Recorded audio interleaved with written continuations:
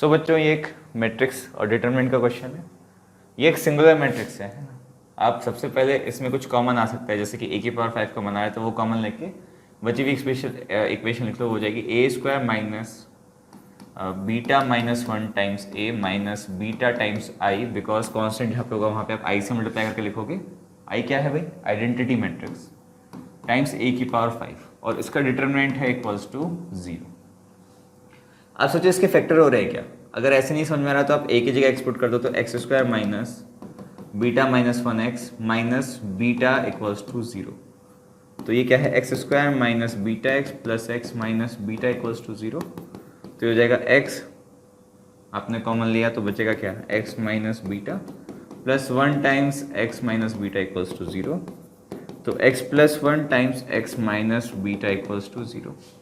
तो इसका आप लिख सकते हो a plus I times a minus beta I का वैल्यू इक्वल्स टू 0। ठीक है, नॉर्मल वैल्यू नहीं है, डिटरमिनेंट है, तो हम इसको ऐसे फैक्टराइज करके लिख सकते हैं। ऑलराइट, तो बेसिकली अब मैं रिजल्ट पे आ जाता हूँ। यहाँ पे क्या लिखा हुआ है? a प्लस आई का डिटरमिनेंट।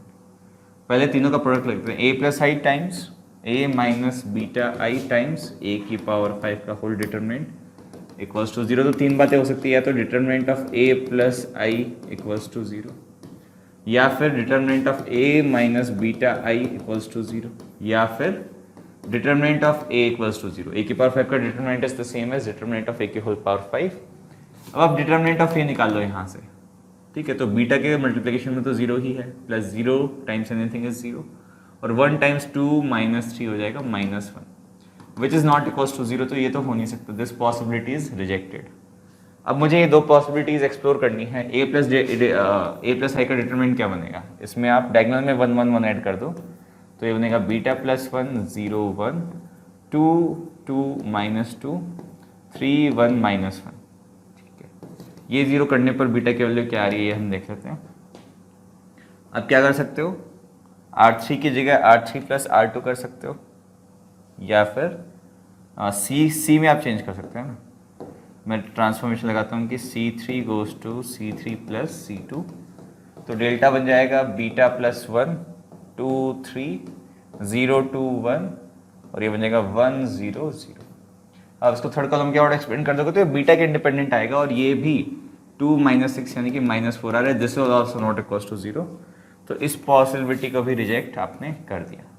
तो फिर एक ही पॉसिबिलिटी बच के आती है कि a minus beta equals to 0, a minus beta का डिटरमिनेंट।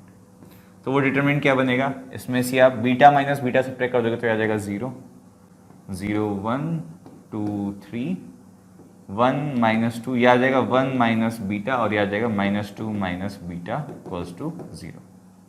अब इसको आप थर्ड कॉलम के नहीं, पहली रो के अबाउट एक्सपेंड कर दो, तो ये क्या बन जाएगा? 2 minus 3 times 1 minus beta equals to 0।